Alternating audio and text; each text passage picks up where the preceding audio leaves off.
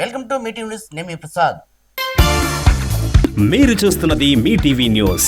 Motivate, educate, entertain.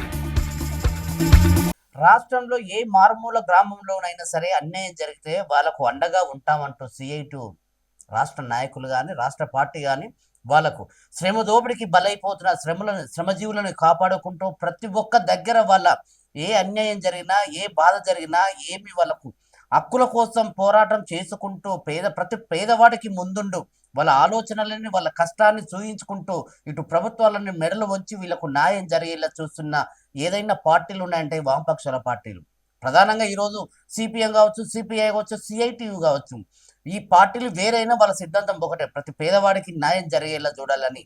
కార్మికుల చట్టాలు ఇంకా అమల్లో జరుగుతున్నాయి అంటే దానికి కేవలం సిఐటు చేస్తున్న పోరాటాలు ఎన్నో ఉన్నాయి. ఒకటి కాదు, రెండు కాదు. 1950లో తయారైన ఈ చట్టాలు, ఈ పుట్టిన ఈ పార్టీలు ఇంకా వీళ్ళు జీవనం సాగిస్తూ పోరాటం చేస్తూ ప్రతి పేదవాడిని గొంతుగా వాళ్ళు ఈరోజు రోడ్ల మీద కావచ్చు, ఎక్కడ ఏ అన్యాయం జరిగినా ఎర్ర జెండా అక్కడ వెలుస్తుంది. దానికి కారణం వాళ్ళు నమ్ముకున్న సిద్ధాంతమే. ఈరోజు మన స్టూడియో గెస్ట్గా వచ్చారు సిఐటు జిల్లా అధ్యక్షులు ఆంజనేయులు గారు. వారిని అడిగి మరిన్ని విషయాలు తెలుసుకుందాం.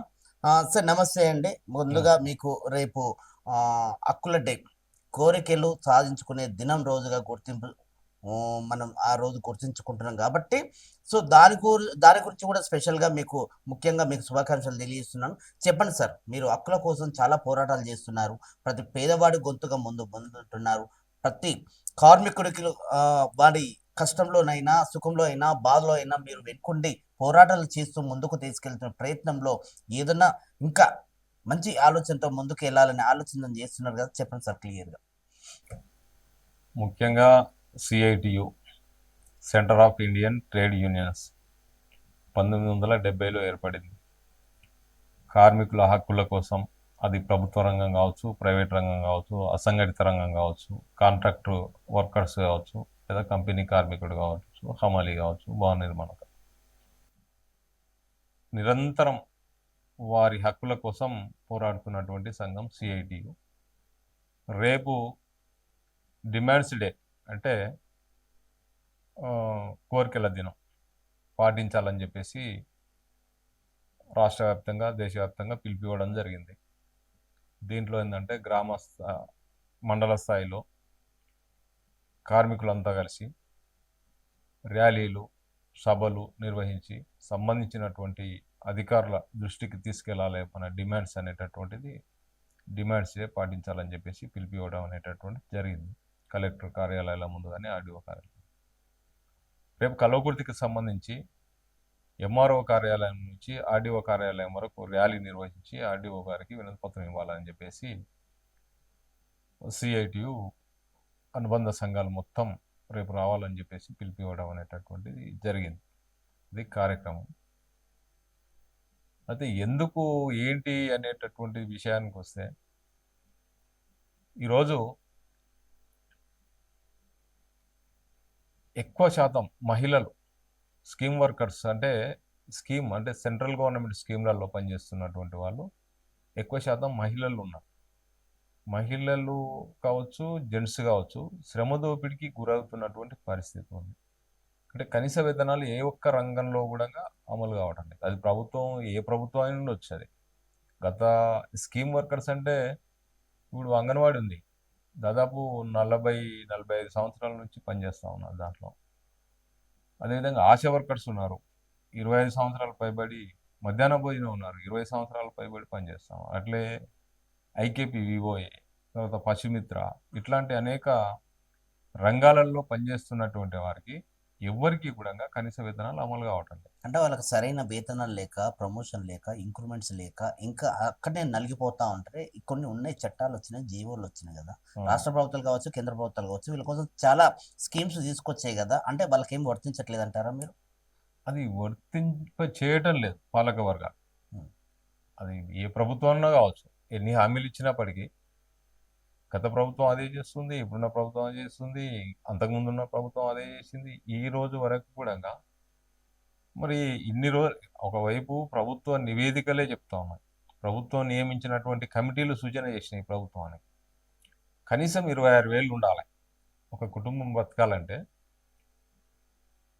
ధరలకు అనుగుణంగా 26,000 ఉండాలని చెప్పేసి ప్రభుత్వ నివేదికలు చెప్తా ఉన్నాయి. కానీ ఎక్కడ కూడా దాన్ని పాటిస్తున్నటువంటి పరిస్థితి లేదు. ఎందుకు ఉండాలి 26,000? ఈరోజు భార్య, భర్త, 2 పిల్లలు,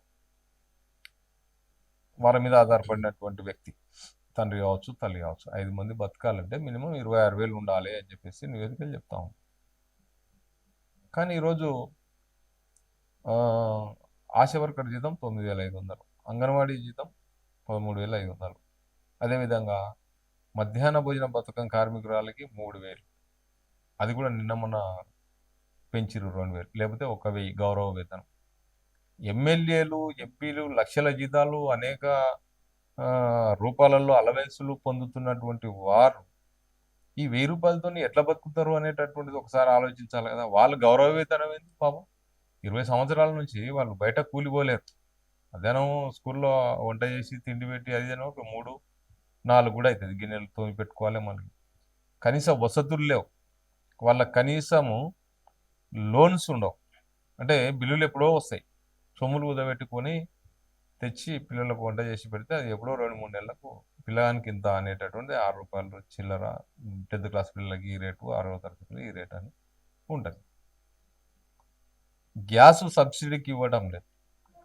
మళ్ళీ ప్రభుత్వ పాఠశాలలు బలోపేతం చేయాలి, మంచిగా అన్నం పెట్టాలి అని ప్రభుత్వాలు అనేక రకాలుగా చెప్తున్న విషయాలు మీకు తెలుసు. అంటే వాళ్ళకి గౌరవ వేతనం, ఏం గౌరవ వేతనం, ఎట్లా కుటుంబం బతుకుతుంది? ఆశా వర్కర్ ఈరోజు ప్రభుత్వం WHO, వరల్డ్ హెల్త్ ఆర్గనైజేషన్ చెప్పింది, వాళ్ళకు బిరుదిచ్చింది గ్లోబల్ లీడర్స్ అని. అట్లాంటి ఆశా వర్కర్లకు ఈరోజు ఎగ్జామ్ పెడతామని చెప్పేసి కేంద్ర ప్రభుత్వం చెప్తాం. ఇంకెందుకు ఎగ్జామ్? వాళ్ళకి ఎంత నైపుణ్యం, వాళ్ళు ప్రాథమిక స్థాయిలో, కింది స్థాయిలో వాళ్ళు చేసే సేవలు ఎవరికి అందుతున్నాయి? ప్రాథమికంగా తండాలలో, గిరిజన ప్రాంతాలలో, అదేవిధంగా స్లమ్ ఏరియాలలో గవర్నమెంట్ హాస్పిటల్లో పోయేటోళ్ళే. కనీసం ఈరోజు వైద్యం, విద్య, వ్యాపారం ఎన్ని రెట్లు పెరిగిందనేటటువంటిది తెలుసు మీకు. అట్లాంటి పేదోళ్లకు సేవలు చేసేటటువంటి వీళ్ళ జీతాలు 9,500. వాళ్ళు అనేక సర్వేలు చేస్తూ ఉంటారు. సిఐటి నుంచి ప్రధానంగా మీరు మీ డిమాండ్స్ ఏంటి? వీళ్ళకి ఎట్లా చేస్తే న్యాయం జరుగుతుంది? ఏ విధంగా వీళ్ళని గుర్తించాలి? ఏ విధంగా గౌరవించుకోవాలి? ఏ విధంగా మనం ముందుకెళ్ళాలని మీ సలహాలు, మీ సూచనలు ప్రభుత్వాలకు ఏం చెప్తారు? ఒకటి ఏంటంటే, ఈరోజు ఒక కుటుంబం బ్రతకాలంటే 26,000. అది ఏదైనా కావచ్చు, మిషన్ భగీరథ కావచ్చు, పశ్చిమిత్ర కావచ్చు, అందరి డిమాండ్ ఒకటే. అందుకే రేపు అన్ని రంగాలు సంబంధించినటువంటి కార్మికులు ఒక్కటై రేపు ప్రభుత్వం దృష్టికి తీసుకెళ్ళడానికి సిద్ధమవుతాను. ఈరోజు అట్లే అంగన్వాడీ కావచ్చు, గత మధ్యంతర బడ్జెట్లో 300 కోట్లు తగ్గించింది బీజేపీ ప్రభుత్వం. 2014 నుంచి ఈ రోజు వరకు 10 సంవత్సరాల కాలంలో ఈ ICDS సేవలు కూడా గర్భిణీ స్త్రీలు, తర్వాత కిషోర బాలికలు, తర్వాత అనేక ప్రభుత్వ పథకాలకు సంబంధించిన ప్రజల్లోకి తీసుకెళ్లేటోళ్ళు వీళ్ళంతా వీళ్ళే కదా. 40 సంవత్సరాలు రిటైర్మెంట్ బెనిఫిట్స్ లేవు, PF లేదు, ESI లేదు, సెలవులు ఉండవు. అందుకని ఈరోజు 26,000 కనీస వేతనం ఉండాలా. అన్ని రంగాలకు PF, ESI సౌకర్యం కల్పించాలా ప్రభుత్వాన్ని డిమాండ్ చేస్తాం. ఇంకొకటి ఏంటంటే, సమాన పనికి సమాన వేతనం ఇవ్వాలని చెప్పి సుప్రీంకోర్టు చెప్తాం. సుప్రీంకోర్టు చెప్పిన దాన్ని కూడా పాలక ప్రభుత్వాలు ఎవరు పట్టించుకోరు, పక్కన పెట్టేస్తాం. ఈరోజు కాంట్రాక్ట్, అవుట్ సోర్సింగ్, రకరకాల పేర్లతోని ఈరోజు పని చేయించుకుంటా ఉన్నారు. మున్సిపల్ కావచ్చు, గ్రామ పంచాయతీలో మల్టీపర్పస్ అనేటటువంటిది ఒకటి విధానం తీసుకొచ్చారు, 51 జీవోని. అది రద్దు చేయాలని చెప్పేసి రేపు డిమాండ్ చేస్తూ ఉన్నాం. దానివల్ల ఏంటంటే, మల్టీపర్పస్ విధానం అని అంటే ఆ వర్కర్ ఏ పని చెప్పినా చేయాలి. జీతము ఓకే పక్కన పెట్టేద్దాం, జీతము 9,000 ఇస్తా ఉన్నారు. మల్టీపర్పస్ విధానం అంటే మోరీ అంటే మోరీ తీయాలి, లేదా వాటర్ పెట్టాలి, ట్రాక్టర్ అనుకుంటే ట్రాక్టర్. ఆ సర్పంచ్కి ఇష్టం లేకపోయినా, లేదా పంచాయత్ సెక్రటరీకి ఇష్టం లేకపోయినా, అరే బాబు నువ్వు ఈ మోరు ఊడ్చేది కాదు, నువ్వు అర్జెంటుగా నువ్వు ట్రాక్టర్ ఎక్కువ పొలానా చెత్త తీసుకెళ్లేది ఉంది, ఆయన అది రాలేదనుకో, రాకుండా కూడా తీసుకెళ్లే ప్రయత్నం చేసి మీదేసుకుని చనిపోయినటువంటి వాళ్ళు. అందుకని ఏ దానికి కేటాయిస్తామో అదే పని చేసుకోవాలి. ఇంకా ఒకటి ఏంటంటే, అక్కడ జనాభాకు ప్రాతిపదికన 500 జనాభా ఉంటే ఒక వర్కర్ అవసరాన్ని బట్టి తీసుకోవాలి. ఒక విలేజ్ జనాభా తక్కువ ఉంటుంది, పొడుగు ఉంటుంది, పెద్ద ఉంటుంది, వాళ్ళకు కూడా మన కనీసము నెల జీతాలు కూడా అందడం లేదు. అది బడ్జెట్ బట్టి 3 నెలలకు 4 నెలలు కూడా పెండింగ్ ఉన్నటువంటి పరిస్థితి వాళ్ళకి ఇచ్చే జీతం. కొన్ని గ్రామాలలో ముగ్గురు ఎంప్లాయీస్ ఉంటే 5 మంది అవసరం ఉంటే 5 మంది పని చేస్తా ఉన్నారు. ఈ ముగ్గురు జీతం 5 మంది పంచుకోవాలి. ప్రైవేట్ ఇట్లా కంపెనీలలో కూడా చాలా మంది మహిళలు కావచ్చు, పురుషులు కావచ్చు, వాళ్ళకు క్వాలిఫై అంటే బీటెక్ కానీ, డిగ్రీలు కానీ ఉన్న చదువు కూడా పెట్టుకొని అన్ని అర్హతలు పెట్టుకొని ఈరోజు అమలు పనిచేసే పరిస్థితిలో ఉన్నారు. అలాంటి వాళ్ళ కోసం మీరు తీసుకునే ఆలోచన ఎలా ఉంటుంది? అది చెప్తున్నాం కదా. ఇప్పుడు కేంద్ర ప్రభుత్వం లేబర్ చట్టాలు అంటే ఎప్పటి నుంచో పోరాడి సాధించుకున్నటువంటి లేబర్ చట్టాలు 42 చట్టాలలో దాంట్లో 29 చట్టాలను తీసి మార్చేసి 4 కోడులుగా విభజించేసి గత ప్రభుత్వం గతంలో ఉన్న బీజేపీ అంటే పార్లమెంట్లో బలం ఉందని చెప్పేసి దాన్ని ఆమోదింపజేసుకొని అమలు చేయాలని చెప్పేసి ప్రయత్నం చేస్తాం. అది కరెక్ట్ కాదని చెప్తాం. ఆ లేబర్ కోడ్ని రద్దు చేయాలంటాం. ఎందుకంటే సంఘం పెట్టుకునే హక్కు లేకుండా చేసేటటువంటి పరిస్థితి, తర్వాత పని గంటలను పెంచేటటువంటి కుట్ర దాంట్లో ఉంది. లేబర్ చట్టాల వల్ల ఏంటిది నష్టం ఏంది అని కొందరు అంటూ ఉంటారు. కనీస వేతనాలు అంటే ఈరోజు సమ్మె చేసే హక్కు, ఈ సమ్మెలు చేయడం వల్ల ఉత్పత్తి ఆగిపోతుంది లేదా అంటే పని భద్రత అనేటటువంటిది లేకుండా ఉండాలి, వీళ్ళని అభద్రతకు గురి చేసి భయభ్రాంతులకు గురి చేస్తూ పని చేయించుకోవాలి అనేటటువంటిది. అక్కడ వేతనాలు కానీ సెలవులు కానీ ఇవన్నీ ఆ కంపెనీలోకి ఎంట్రీ కూడా అయ్యే పరిస్థితి. అంటే 100 మంది ఉంటేనే సంఘం పెట్టుకోవాలి. టెక్నాలజీ పెరిగింది. కార్మిక చట్టాలు కేవలం 8 గంటలే పని వేళలను గుర్తించింది. ఇక్కడ 8 గంటల పనులు అమలవుతున్నాయి. ఈరోజు 10 గంటలు చేయించుకుంటా ఉన్నారు, 12 గంటలు చేయించుకుంటా ఉన్నారు. చట్టాలను తుంగలోకి ఇప్పటికే నడుస్తుంది. ఇక ఈ లేబర్ కోడ్ల వల్ల కార్మికుడు కొట్లాడేటటువంటి హక్కు కోల్పోయే పరిస్థితి ఉంది. అందుకే వాటిని రద్దు చేయాలని చెప్పేసి సిఐటి డిమాండ్ చేస్తూ ఉంది. అట్లే ప్రైవేటైజేషన్ మీకు తెలుసు. నిన్న మొన్న మేము సిఐటిగా కూడా సింగరేణి బొగ్గు గనులని ఇప్పుడు మంచిర్యాల జిల్లాలో ఇప్పుడు ఇప్పటికే 200 బ్లాక్లని బొగ్గు బావులని ప్రైవేటైజేషన్ చేసేసింది గత 10 సంవత్సరాల కాలంలో ఈ బీజేపీ ప్రభుత్వం. ఇంకా 61 బొగ్గు బావులను ప్రైవేట్ చేయాలని చెప్పి ప్రైవేట్గా అప్పచెప్పాలని చూస్తా ఉంది. ఎందుకు లాభాలు వచ్చే నష్టాలు వస్తున్నాయా అని అంటే ఈ ఈ దీనికి సంబంధించి 35,000 కోట్ల టర్నోవర్ తోని ప్రతి సంవత్సరం 2,000, 3,000 కోట్ల లాభాలతోటి నడుస్తూ ఉంది. అట్లాంటి సంస్థలని ఈ నేషనల్ మానిటైజేషన్ అనేటటువంటిది తీసుకొచ్చి బీజేపీ ప్రభుత్వం ఇవన్నీ అంటే ఈ సింగరేణి ఉదాహరణ చెప్తా ఉన్నా. ఈరోజు నాణ్యమైనటువంటి బొగ్గు అందిస్తూ ఉంది, విద్యుత్ అందిస్తూ ఉంది. సింగరేణిని స్థాపించిందే దానికోసం, కానీ బహిరంగంగా వేల వేసి ఆ వేళల్లో ఇది కూడా పోటీపడి దక్కించుకోవాలని చెప్పేసి అంటే అదాని అంబానీ లాంటి వాళ్ళ ఆస్తులు పెంచేటందుకోసమే ఈ ప్రభుత్వ విధానాలు పనికొస్తున్నాయి అనేటటువంటిది మనం గుర్తించాలి. ఈరోజు గత ప్రభుత్వం బీఆర్ఎస్ ప్రభుత్వం కూడా దాంట్లో 29,000 కోట్లు అప్పు ఉంది సింగరేణికి. అంటే ప్రభుత్వం దానివల్ల ప్రజలకు లాభదాయకంగా ఉన్నటువంటి దాన్ని ఏదో కుంటి సాకులు చెప్పేసి ఈరోజు అది కావచ్చు లేదా ఎల్ఐసి కావచ్చు, విశాఖ స్టీల్ ప్లాంట్ కావచ్చు, అనేక దాంట్లో మనం చూస్తాము. రైల్వే రక్షణ రంగం ఇట్లాంటి దాంట్లో ప్రైవేటైజేషన్ ప్రోత్సహిస్తూ ఉంది. దీనివల్ల రిజర్వేషన్లు కోల్పోతాం. ఎటు చూసినా పేదలకు మధ్యతరగతి కార్మికులకు నష్టం కలిగించే విధానాలు పాటిస్తూ ఉన్నాయి. ప్రభుత్వాలు మారుతున్నాయి, కార్మిక చట్టాలు మాత్రం మారట్లేదు. సుప్రీంకోర్టు గైడ్లైన్స్ ప్రకారంగా చట్టాలుగానే ఉంటున్నాయి. ఆ తీర్పు వీళ్ళు గౌరవించట్లేదు. ప్రభుత్వాలు కావచ్చు, అధికారులు కావచ్చు, నాయకులు కావచ్చు. ఆ చట్టాల కోసం సిఐటి నుంచి మీరు ఎలాంటి నిర్ణయం తీసుకొని ఒక ఆలోచన విధంగా గవర్నమెంట్ కానీ ప్రభుత్వాలు కానీ ఎలాంటి వాళ్ళ దృష్టిని తీసుకెళ్లే ప్రయత్నం చేస్తూ ఉన్నారు? మేము అనేక పోరాటాలు నిర్వహించినాం వీటిపైన. కొన్ని సందర్భాలలో కేంద్ర ప్రభుత్వాలు కావచ్చు, రాష్ట్ర ప్రభుత్వాలు కావచ్చు, అవి అవలంబిస్తున్నటువంటి విధానాలకు వ్యతిరేకంగా క్షేత్రస్థాయి నుంచి ఢిల్లీ వరకు కూడా కార్మిక వర్గాన్ని అంతటినీ ఐక్యం చేసి దేశవ్యాప్తంగా కూడా 1 రోజు 2 రోజులు సమ్మెలు చేసి ప్రభుత్వం దృష్టికి తీసుకెళ్లేటటువంటి ప్రయత్నం చేసినాం. ఉత్పత్తిని కూడా ఎక్కడికక్కడ ఆగిపోయే విధంగా అనేక కార్మిక సంఘాలన్నీ ఒకటి చేసి ఇతర సంఘాలు కూడా అంటే ఏఐటీసీ కావచ్చు, బిహెచ్ఎంఎస్ కావచ్చు, ఇంకా ఇతర సంఘాలన్నింటిని కూడా కలుపుకొని అనేక ఉద్యమాలు చేసినటువంటి పరిస్థితి. అయినా కూడా ఈరోజు ప్రభుత్వాలు అంటే వెనుకకు తగ్గేటటువంటి ప్రయత్నం లేదు. ఈరోజు బీజేపీ చూస్తే 400 సీట్లు ఖచ్చితంగా గెలవాలి అనేటటువంటి దాన్ని పెట్టుకొని చేస్తే ఈరోజు బీజేపీ సొంత మెజార్టీ రాలేదు, అయినా కూడా దూకుడుగానే వ్యవహరిస్తూ ఉంది. కేంద్ర ఎక్కడ లోపం జరుగుతుంది అంటారు మరి?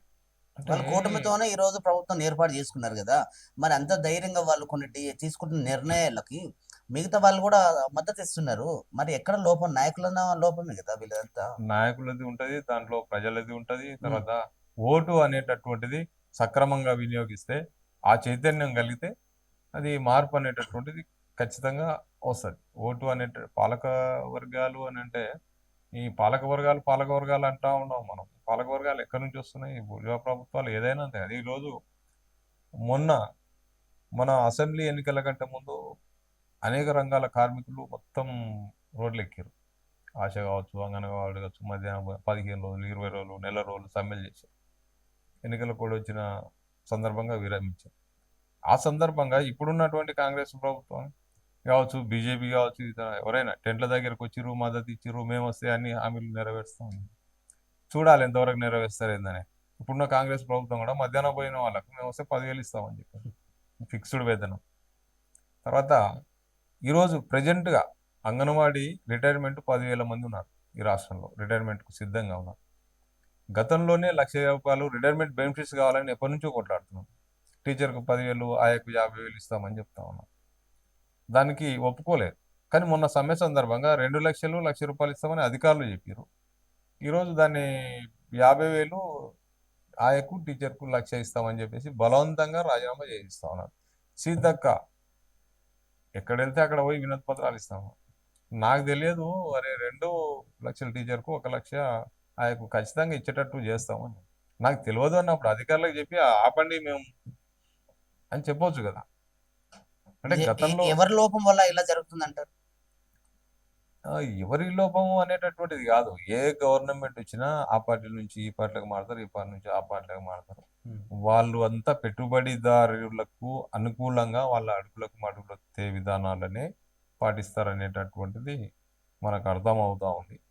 దాంట్లో ఏంటంటే ప్రజలు నలిగిపోతా ఉన్నారు. ప్రభుత్వాలు మారుతున్నాయి. ప్రభుత్వాలు మారినా కూడా రాజకీయ నాయకులు ఆ పార్టీలో ఈ పార్టీలో చెలామణి అవుతున్నారు. ఓటేసిన ప్రజలు మాత్రం పిచ్చులలాగానే ఉండిపోతున్నారు. దీని మీద మీ స్పందన ఏంటి? ప్రజల్లో వేసిన పిచ్చోళ్ళలాగంటే ప్రజల తప్పు అనేటటువంటిది కూడా అనలేము. ఎందుకంటే ఈ వ్యవస్థని సరిగ్గా అర్థం చేసుకోవడంలో లోపం ఉంది. ఒకటి ఏంటంటే అసలు మన కష్టాలకు కారణం ఎవరు అనేటటువంటిది మేము గుర్తించడం లేదు. జెండాలు మోస్తున్నారు వాళ్ళు, గుంపులుగా. పాపం పేదరికం అంటే ఈరోజు కుటుంబం ఉంది, ఓ 5 మంది ఉన్నారు. 5 మందికి 5,500 అంటే 25,000 ఈ పార్టీడు ఆ పార్టీడు 4 రోజులు ఎవరికి వేసినా గదే, వాడు వచ్చినా గదే చేస్తాడు, వీడు వచ్చినా గదే చేస్తాడు. డబ్బులు అడగలేదు, సంపాదించారు, మన పైసలే కదా తీసుకుంటే తప్పేముంది అని ప్రజలు అనే అనుకుంటున్నారు. పద్ధతిలో వాళ్ళు అలవాటు చేశారు. ప్రజలు అనుకోవడం కాదు, చేయి జాపెట్టేట్టు అలవాటు చేశారు. రైతుకు గిట్టుబాటు ధర ఇవ్వరు, కార్మికునికి కనీస వేతనం ఇవ్వరు. ఇవన్నీ ఉంటే అడుక్కునేటటువంటి పరిస్థితి దగ్గర ఉండదు. అసలు ఈరోజు మనల్ని అనేక రకాలుగా దోపిడీ చేస్తున్నారు, వీళ్ళు దోచుకుంటున్నారు, అవే డబ్బులు తెచ్చి ఖర్చు చేస్తున్నారు. కాబట్టి ఈ వ్యవస్థ మారాలంటే ముందు మనం మారాలని ప్రజలు అనుకోవాలా. ఈరోజు విద్యా వైద్యం అనేటటువంటి పూర్తి స్థాయిలో వ్యాపారం అయిపోయింది. మొత్తం సంపాదన అంతా దానికే పోతుంది. ఈరోజు 10,000 సంపాదించేటోడు కూడా అదే శ్రీ చైతన్య నారాయణ దాంట్లోనే చదివించాలని కోరుకుంటున్నాను. దీనికి రిలేటెడ్గానే చెప్తాను. డబ్బులు తీసుకుని ఓట్లు వేసారు కాబట్టి వాళ్ళని క్వశ్చన్ చేయలేకపోతా ఉన్న రాజకీయ నాయకులను ప్రజలు, అందుకనే వాళ్ళ పాలన ఇలాగే ఉంటుందని దానికి ఏకోపిస్తారా మీరు? లేదు, డబ్బులు తీసుకొని ఓట్లు వేస్తా ఉన్నారు, వీళ్ళు క్వశ్చన్ చేయలేకపోతున్నారు నాయకులని. మాకు ఇది కావాలి, ఇది అంటే కావాలి. అందరూ డబ్బులు తీసుకునేటటువంటి పరిస్థితి కూడా లేదు. లేకపోతే మరి కానీ కొంత లక్షల కోట్లు ఎట్లా ఖర్చు అవుతున్నాయని నాయకులు అంటా ఉన్నారు. ప్రశ్నించాలి, రోడ్ల మీదకి రావాలి. ఒకప్పుడు 50 పైసలు మనకు పెట్రోల్ పెరిగిందంటే 100 మంది రోడ్ మీదకి వచ్చేవాళ్ళు. ఇప్పుడు 10 రూపాయలు పెంచినా రోడ్ ఎక్కే పరిస్థితి లేదు. 50 పైసలు పెట్రోల్ ధర పెరిగితే సిపిఐ, సిపిఎం, సిఐటియు లక్షల మందిని రోడ్ల మీదకి తీసుకొచ్చి ధర్నాలు చేసిన పరిస్థితి ఉంది. ఇప్పుడు ఉందంటారా అది? ఇప్పుడు కూడా చేస్తున్నాం.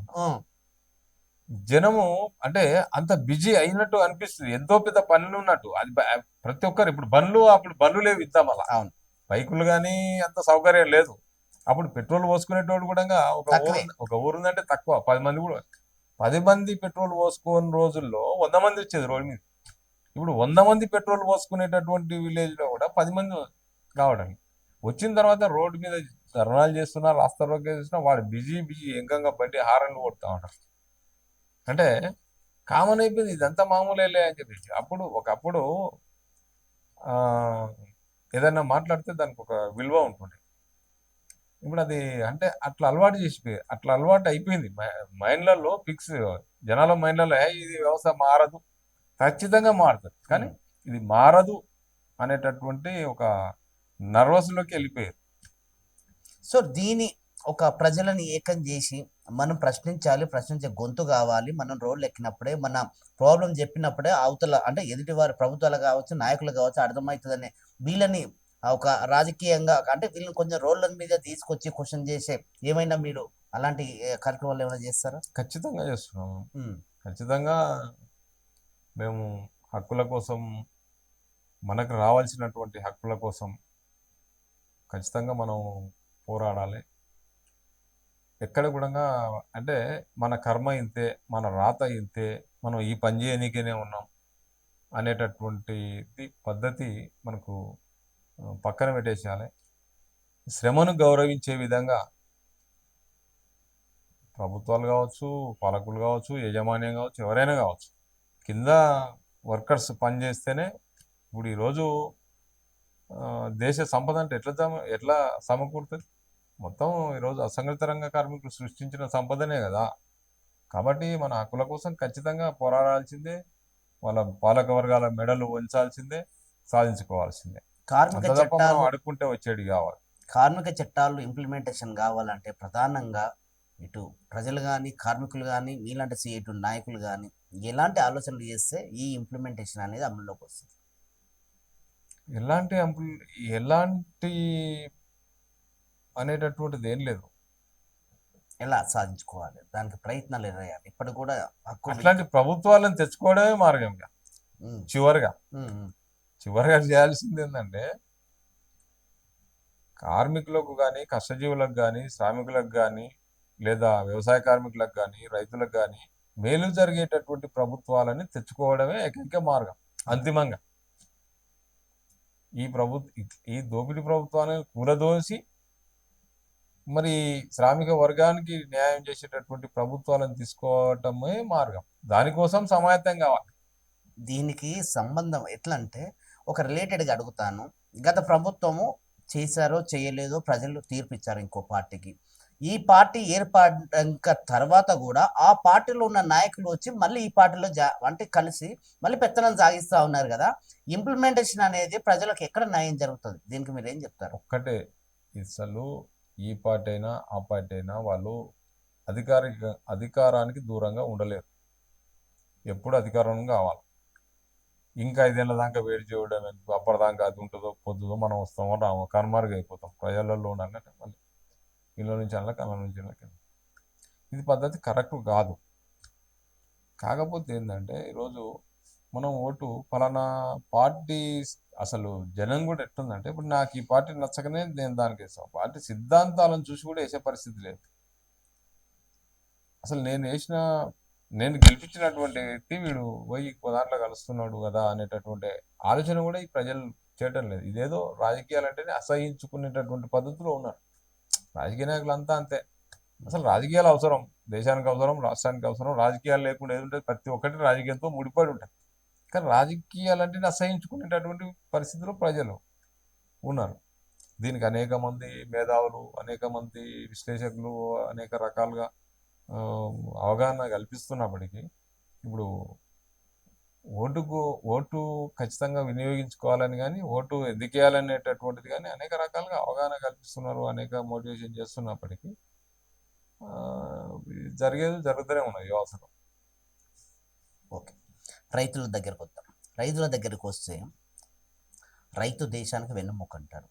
రైతు పండించే పంటకి గిట్టుబాటు ధర లేక ఆ ధాన్యాన్ని తీసుకొచ్చి అక్కడ మార్కెట్లో వర్షానికో అటు ఇటు వచ్చి నష్టపోయేది ఫైనల్గా రైతు. ఆ పంట పండించని కూడా రైతు అప్పు చేస్తారు. ఈ పంట దీని లాస్ వల్ల దాని లాస్ వల్ల ఎన్నో ఆత్మహత్యలు సొసైటీలు చేసుకున్నారు. అట్లాగే నకిలీ విత్తనాల గురించి, గిట్టుబాటు ధర గురించి మీరు ఎలాంటి నిర్ణయాలు తీసుకోబోతున్నారు? అంటే ఇప్పుడు సరే, మేము నకిలీ విత్తనాలు అనేటటువంటిది, కానీ నకిలీ విత్తనాలు అనేటటువంటిది ప్రభుత్వాలు రైడింగ్ చేయాలి, పట్టుకోవాలి, వాళ్ళ లైసెన్సులు రద్దు చేయాలి. అదొక భాగం. అది చేయరా చేసేది చేస్తుంది. కానీ ప్రధానంగా ఏంటంటే రైతులకు కావాల్సింది గిట్టుబాటు ధర కావాలి. స్వామినాథన్ సిఫారసు కమిటీ అనేటటువంటి దాన్ని అమలు చేయాలి. అమలు చేస్తే రైతులకు చాలా వరకు ఇబ్బందులు తగ్గిపోతాయి. అది అమలు చేయాలంటే ప్రభుత్వం వెనకాడికి వేస్తుంది. అది గతం కావచ్చు, ఇప్పుడు కావచ్చు, ఇంకా భవిష్యత్తులో కూడా అట్లాంటివి జరగవచ్చు.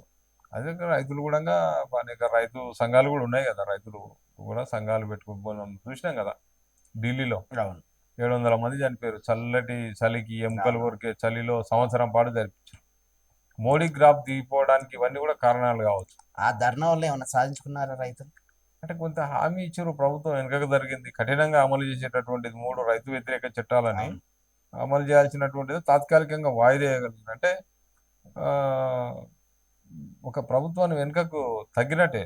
అంటే జనం తలుచుకుంటే ఎలాంటి నియంత అయినా కూడా రైతుకు మేలు జరగాలంటే గిట్టుబాటు ధర కావచ్చు, నకిలీ విత్తనాలు లేకుండా, కల్తీ విత్తనాలు లేకుండా, స్వచ్ఛమైన విత్తనాల వల్ల, సో దీనివల్ల రైతుకు మేలు జరుగుతుంది అంటారు.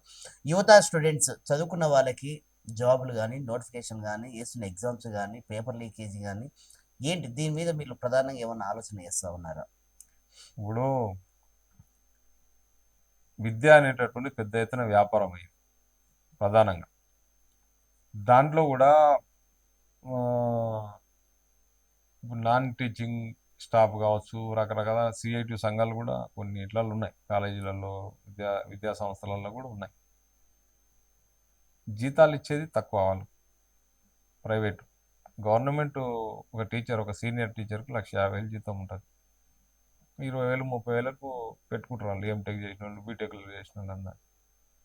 కానీ వేల సంఖ్యలో ఈరోజు స్టూడెంట్స్ ప్రైవేట్ విద్యా సంస్థలలో వేల సంఖ్యలో ఉన్నారు. సౌకర్యాలు కూడా తక్కువనే దాంట్లో. ప్రభుత్వ పాఠశాలలో కావచ్చు, ప్రభుత్వ కాలేజీలలో కావచ్చు తక్కువ సంఖ్యలో ఉన్నారు. ఈ స్కూళ్ళు కాలేజీలు ఎక్కువ ఉన్నాయి, పిల్లలు తక్కువ ఉన్నారు. అవి తక్కువ ఉన్నాయి, పిల్లలు ఎక్కువ ఉన్నారు వేలల్లో. ఇప్పుడు 40 మంది పిల్లలు ఉంటారు ఇంటర్మీడియట్ దీంట్లో, ఒక క్లాసులో, ఒక సెక్షన్లో. అదే నారాయణ వచ్చేది 70 మంది ఉంటారు. గొర్రెల గుంపే దాంట్లో. ఇక్కడంతా టాలెంట్ ఉన్న పిల్లలే దాంట్లో జాయిన్ అయితే వాడు సహజంగా కొద్దిమంది చూయించుకొని వ్యాపారం చేసుకుంటాం.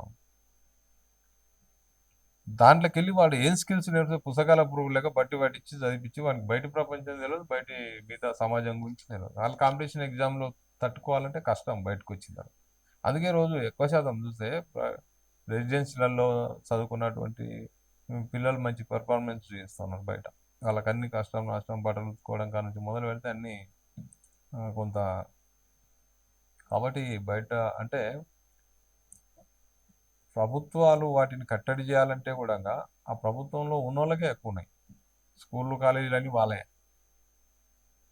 దాని మీద ఏం చర్య తీసుకుంటారు వాళ్ళు? ప్రభుత్వ పాఠశాలలు ఇందాక మీరు అన్నారు కదా, భార్యాభర్తలు ఇద్దరు కష్టపడ్డా కూడా 15,000 శాలరీ వేతనం రావట్లేదు ఇంటికి. లక్షల్లో ఫీజులు పెడతా ఉన్నారు, లక్షల్లో ఫీజులు వసూలు చేస్తూ ఉన్నారు. మధ్యతరగతి వాళ్ళని నడ్డి విరిసే ప్రయత్నము ప్రైవేట్ యాజమాన్యాలు చేస్తూ ఉన్నాయి. దాని గురించి మీరేమన్నా? ఒక్కటి ఏం చేస్తున్నారంటే ఈరోజు మేము చదువుకోకపోవడం వల్లనే ఈ కష్టాలు అనుభవిస్తా ఉన్నాం. సపోజ్ గ్రామ పంచాయతీ కార్మికుడు కావచ్చు, లేకపోతే ఒక అంగన్వాడీ కావచ్చు, లేకపోతే ఒక రైతు కావచ్చు, ఒక వ్యవసాయ కార్మికుడు కావచ్చు, ఒక ఆటో వెళ్ళేటటువంటి వర్కర్ కావచ్చు, హమాలి కావచ్చు. నాకు చదువు రాకపోవడం వల్లనే నాకు ఇలాంటి పరిస్థితి వచ్చింది. కాబట్టి ఎంత కష్టమైనా సరే నేను వీడిని, నా కొడుకునో బిడ్డనో బాగా చదివించాలి. సొసైటీలో గౌరవం ఉండాలంటే, మంచి బతకాలంటే చదివే మార్గం అనేటటువంటి తెలుసుకున్నాను. గవర్నమెంట్ ప్రైవేట్ యాజమాన్యానికి ఏమైనా జీవో ఇచ్చిందా? ఎంతనన్నా ఫీజులు పెట్టుకోండి, అన్లిమిటెడ్ గా లేదు, ఉన్నా దాన్ని లిమిట్ లేదా? లేదు, దాన్ని ఉన్నా ఎవడు పాటించాడు, దాన్ని ఎవడు పట్టించుకోడు. ఎందుకంటే నేను చెప్పేది అదే, ఇప్పుడు చదివించాలి, ఎంత తిప్పలైనా సరే, ఎంత కష్టమైనా సరే మంచిగా చదివించాలనేటటువంటిది ఆలోచనని వాళ్ళు ఆసరా చేసుకొని అంటే గవర్నమెంట్ దాంట్లోకి పంపితే పుస్తకాలు సరైన టైంకి రావు, బాత్రూమ్లు చక్కగా ఉండవు, స్కూల్కు టీచర్ వచ్చినా అందులో పిల్లలు చక్కగా లేరు కాబట్టి వాళ్ళ పిల్లలే ఇలా చదవారు కాబట్టి ఇప్పుడు సపోజ్ మొన్న రేవంత్ రెడ్డి గారు చెప్పారు, కలెక్టర్ కొడుకైనా గవర్నమెంట్ అటెండర్ స్కూల్కి కొడుకైనా గవర్నమెంట్ స్కూల్లోనే చదవాలి. ఒక మాట అన్నాడు, ఆడి వరకే కటాప్ అయిపోయింది. ఆ వేదికకే అది పరిమితం. ఆడికే కటాప్ అయింది, మళ్ళీ ఎక్కడ కూడా బయటికి వెళ్ళాలి. అది ఆచరణలో సాధ్యం కాదని అనుకున్నారా లేక ఇది సార్ కూడా తెలుసు ఆ రకరకాల విషయం. ఒత్తిళ్లు కాబట్టి కాబట్టి ఏం చేయాలి, వీళ్ళు ప్రైవేట్కే పోవాలి. ఎంతసేపు ఉన్నా ప్రైవేట్లో తోలియాలి.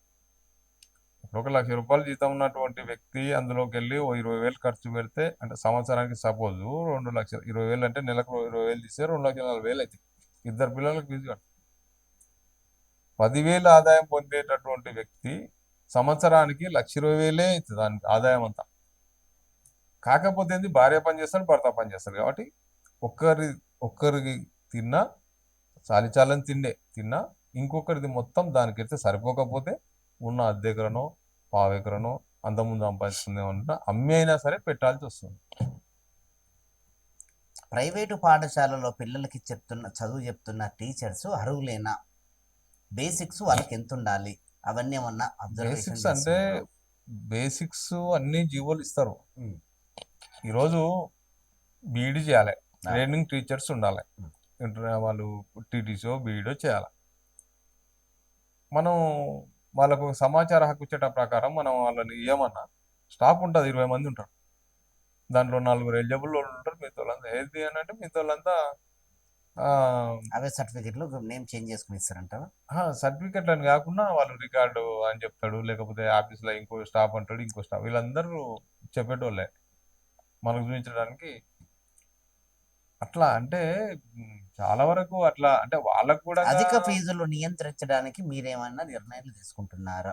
సామాన్యుడు ఆర్థిక పరిస్థితిని దృష్టిలో పెట్టుకొని మీ CI2 పార్టీ నుంచి వాళ్ళకి దానికి విద్యార్థి సంఘాలు ఉన్నాయి. దాంట్లో SFI, ABP కానీ లేదా PDSU, NSCA ఇవన్నీ ఉన్నాయి కదా, విద్యార్థి సంఘాలు ఉన్నాయి. దాంట్లో SFI కూడా వాటిపైన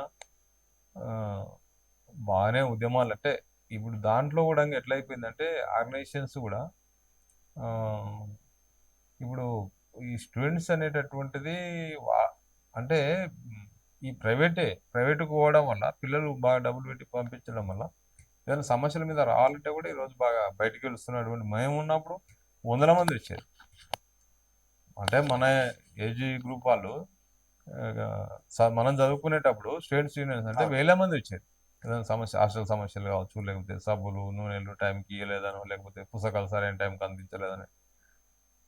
ఇప్పుడు రావాలంటే ప్రభుత్వ పాఠశాలలో పిల్లలు లేరు, ప్రైవేట్ దాంట్లో బయటికి ఇవ్వడు, తల్లిదండ్రులు కూడా వాడు బయటకు పోతే మావాడు ఏడెక్కువ వాడతాడు అని.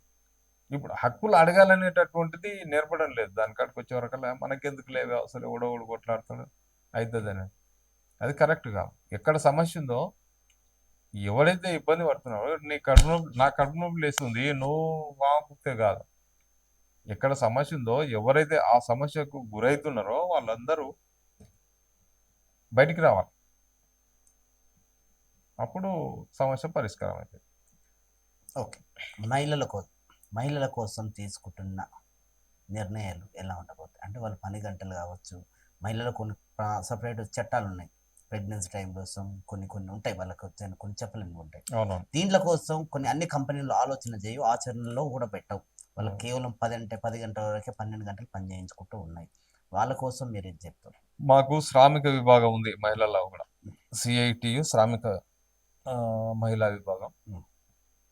ప్రధానంగా మీరు అన్నట్టు వాస్తవానికి మహిళలు అన్ని రంగాలలో వాళ్ళకు అంటే వాళ్ళని ఏ రకంగా చూసినా వెనుకకు నెట్టేయబడుతున్నారు.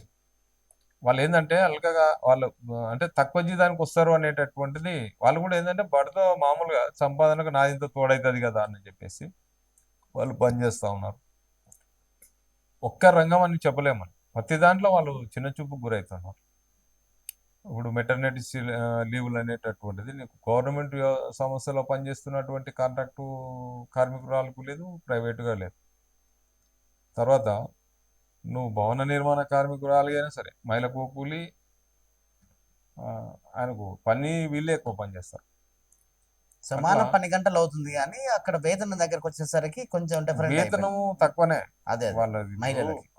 వేతనము తక్కువనే, సౌకర్యాలు తక్కువనే. ఇప్పుడు కాటన్ మిల్ కావచ్చు, లేకపోతే ఇంకోటి కావచ్చు, చిన్న చిన్న 10-20 మంది పనిచేసేటటువంటి దాంట్లో కావచ్చు, దేంట్లో అయినా సరే కావచ్చు. వాళ్ళకు వాటర్ సౌకర్యం కూడా చక్కగా ఉండదు. తర్వాత నైట్ షిఫ్ట్లు కూడా వేసేటటువంటి పరిస్థితి ఉంది. ఇప్పుడు నేను చెప్తే కదా లేబర్ కోడ్లు రద్దు, అవునవును. లేబర్ కోడ్లు తెచ్చిన దాంట్లో ఇవన్నీ ఉండవు. మన నైట్ షిఫ్ట్ నువ్వు సమానం అంటున్నావు, ఆడమగ సమానమే. నువ్వు నైట్ ఎందుకు పగలేదని డ్యూటీ లేదు. వేతనం కాడ సమానం లేదు, మళ్ళా వేతనం కాడ సమానం లేదు, సెలవుల కాడ సమానం లేదు. మహిళలను చిన్న చూపు చూస్తారు, అగౌరవపరుస్తారు. ఇవన్నీ ఉన్నాయి, కానీ ఎవడు దాని మీద వీళ్ళు వీళ్ళు చెప్పుకునే ధైర్యం కూడా చేయరు పాపం. ఉమ్.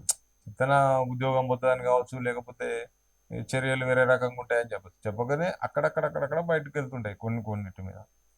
ఫైనల్గా చెప్పండి, పేదవాళ్ళకి, రైతులు కావచ్చు, యువకులు కావచ్చు, విద్యార్థులు కావచ్చు, మహిళలు కావచ్చు, అని ప్రైవేటు కంపెనీల్లో చేసిన ప్రతి ఒక్క కార్మికుల విషయాల గురించి సిఐటి నుంచి మీరు ఏమి నిర్ణయాలు, ఎలాంటి ఆలోచనలు తీసుకొని వీళ్ళ బెనిఫిట్స్ కోసం పనిచేసే ఒక నిర్ణయం తీసుకునే అవకాశం ఉండబోవచ్చు భవిష్యత్తులో? ఉంటుంది, ఖచ్చితంగా ఉంటుంది. మేము అనేక రంగాలలో సంఘాలు పెట్టినాం ఇప్పటికే. శ్రామిక విభాగం కావచ్చు, మహిళా విభాగం కావచ్చు, తర్వాత ప్రతి రంగంలో కింది స్థాయి నుంచి గ్రామ స్థాయి నుంచి ఈరోజు గ్రామానికి ఒకరు ఉంటారు, ఆశా వర్కర్ కానీ అంగన్వాడీ ఒక్కరు లేదా ఇద్దరు ఆ గ్రామంలో. ఇట్లాంటి వాళ్ళని మేము మొత్తం ఐక్యం చేసి సంఘాలు పెట్టి వాళ్ళని చైతన్యపరుస్తూ ఉంటాం. మిగతా సంఘాలు ఉన్నాయి, ఒక కంపెనీలో ఒక 100 మంది 200 మంది ఉంటేనే అక్కడికి వెళ్తారు, అక్కడ సంఘం పెడతామంటారు. కానీ మేము గ్రామ స్థాయిలో ఉన్న ఒక్కొక్కరి అంటే మేము సంఘం పెట్టేదాకా వీళ్ళు ఒక పలానా పని చేస్తారనేటటువంటిది గుర్తింపు కూడా లేనటువంటి వాళ్ళందరినీ ఐక్యం చేసి అనేక రంగాల కార్మికులలో సంఘాలు పెట్టి చైతన్యపరుస్తున్నాం.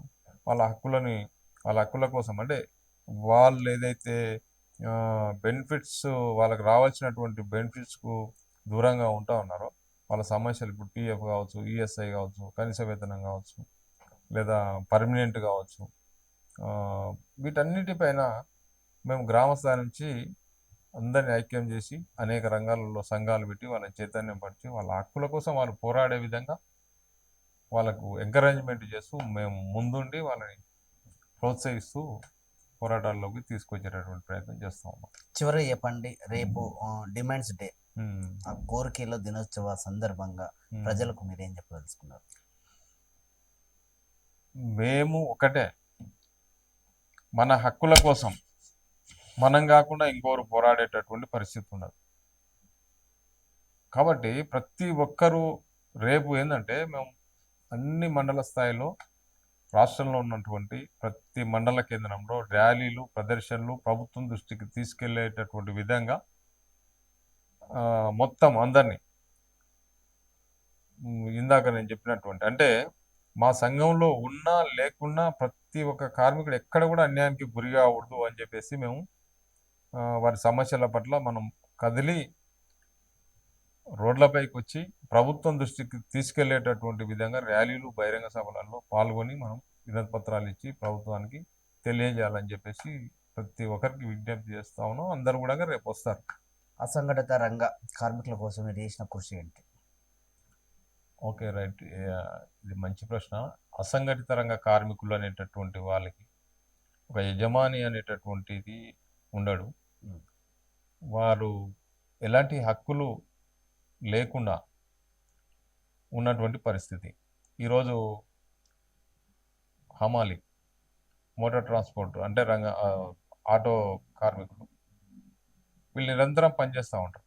వీళ్ళ కోసం ప్రభుత్వాలు కూడా చేసింది ఏమీ లేదు. ఈరోజు హమాలి అనేటటువంటి వ్యక్తి 30-40 సంవత్సరాలు దాటితే ఏం పని చేయలేని పరిస్థితి. కాళ్ళ నొప్పులు, ఏళ్ళ నొప్పులు, 50 కిలోలు 100 కిలోలు బస్తాలు మోసి ఆయన కూడా సమాజానికి సేవ చేస్తూ ఉన్నారు. ఏడో రైస్ మిల్లర్లో పనిచేస్తున్నటువంటి హమాలి కార్మికులు ఇతర రాష్ట్రాల నుంచి వచ్చి కూడా పనిచేస్తూ ఉన్నారు. అయితే భవన నిర్మాణ కార్మికులకు సంబంధించి పెద్ద సంఖ్యలో ఉన్నారు, కీలకమైన రంగం అది. గతంలో మేము భవన నిర్మాణ కార్మికుల కోసం అనేక పోరాటాలు చేసినాము. ఇన్సూరెన్స్ చట్టాన్ని సాధించుకోవడం జరిగింది. దానివల్ల కొంత లబ్ధి కార్మికులకు కలుగుతాం. అంటే వాళ్ళు సహజంగా చనిపోతే 1,30,000, ప్రమాదవశాత్తు చనిపోతే ఒక 6 లక్షలు, తర్వాత వాళ్ళ పిల్లల పెళ్లిళ్లకు ఒక 30,000, తర్వాత వాళ్ళ డెలివరీ అయితే 30,000 ఇట్లాంటివి వస్తూ ఉన్నాయి. ఇది మేము సాధించినటువంటిది. కానీ ఇట్లాంటిదే వెల్ఫేర్ బోర్డు హమాలీలకు మోటార్ ట్రాన్స్పోర్ట్ రంగంలో కూడా రావాలని చెప్పేసి మేము ప్రభుత్వాన్ని డిమాండ్ చేస్తూ ఉన్నాం. రేపు డిమాండ్స్ డే సందర్భంగా కూడా అడుగుతా ఉన్నాం. రాబోయే రోజుల్లో భవిష్యత్తులో కూడా వీటిపైన మరింత గట్టి ఉద్యమం చేయాల్సినటువంటి అవసరం ఉంది. థ్యాంక్ యూ అండి, థ్యాంక్ యూ సో మచ్ అండి. ఇప్పుడు ప్రస్తుతం స్కీమ్ వర్కర్లు అంటే anganwadi, ASHA, mid day meals, ఎన్ఓఏ, పశుమిత్ర వీళ్ళు స్కీమ్ వర్కర్స్ కిందకి వస్తారు. మిగతా చూస్తే అసంఘటిత రంగ కార్మికులు అంటే అమ్మాలి, భవన నిర్మాణ, transport, contract, daily wise, out sourcing కార్మికులు, గ్రామ పంచాయతీలో పనిచేసే వారికి కూడా. సో ఈ కార్మికులకి అందరికీ చట్టాలని, వాళ్ళ కార్మికుల చట్టాలు అమలు అయ్యేలా వాళ్ళ గొంతుగా మేము ముందుండి పలు సమస్యల మీద పోరాటం చేస్తూ ఇటు రాష్ట్ర ప్రభుత్వాలకు, ఇటు కేంద్ర ప్రభుత్వాలకు ప్రతి విషయాన్ని మేము వాళ్ళ దృష్టికి తీసుకెళ్లే విధంగా మా పోరాటాలు ఉంటాయని, ఈ విషయాలన్నిటికీ ప్రతి ప్రజలకు, యువకులకి, విద్యార్థులకి ఇలాంటి కార్మికుల చట్టాలని అమలు కోసం మా పోరాటం, మా గొంతు, మా నడక, మా అడుగు, ప్రతి అడుగులో అడుగై మేము ముందుకు వెళ్తూ ప్రతి విషయాన్ని క్షుణ్ణంగా ఆలోచించి మేము ఎన్నో పోరాటాలు చేసుకొని సాధించుకున్న హక్కుల కోసం మేము ముందుండి నడిపిస్తామని CI2 జిల్లా కార్యదర్శి ఆంజనేయులు గారు చెప్పుకుంటూ వచ్చారు. ఇదండి, చూస్తూనే ఉండండి మీ టీవీ న్యూస్. నేను మీ ప్రసాద్. మీరు చూస్తున్నది మీ TV news. Motivate, educate, entertain.